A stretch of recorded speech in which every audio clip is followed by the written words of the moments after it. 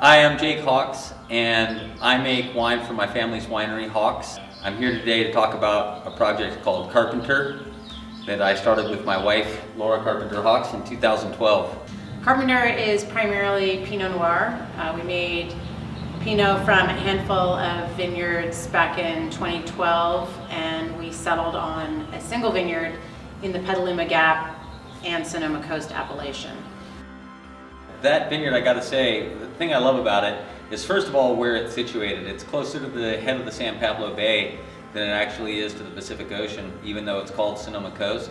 And what I really love in Pinot Noir and what I wanted to make was something that shows not just the big, juicy fruit character of a Russian River Pinot, but something more minerally, more saline. More savory. More savory.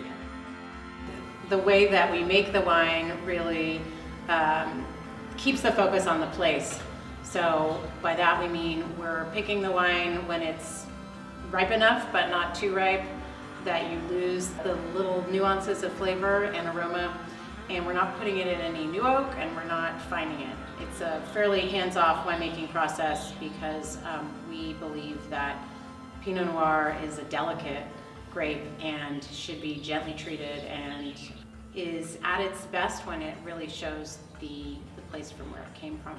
Yeah, and I have to say too that this started out as a project to please ourselves more than to please anybody else. And one of the things about Pinot Noir that's really interesting is that there's so much clonal variation. So the main wine we produce is a Sonoma Coast Pinot from a single vineyard, but within that vineyard we break out 3 different clones as well. We make a tiny bottling of about 60 cases a year of Pommard, La Tâche, and Swan clones. And it's an opportunity to get to really see what the different clonal expressions of Pinot Noir are. And they are quite different from each other. They really do have their own personalities, and we treat them the same way in the cellar, and they're grown right next to each other in the vineyard. So to see how they speak, if you will, once they're bottled is pretty interesting, fascinating. The La Tâche clone to me is the most feminine and sort of refined. It's very floral, very elegant, pretty, if you will. The Swan clone is a bit more angular and exotic in its flavors. Also a little minty.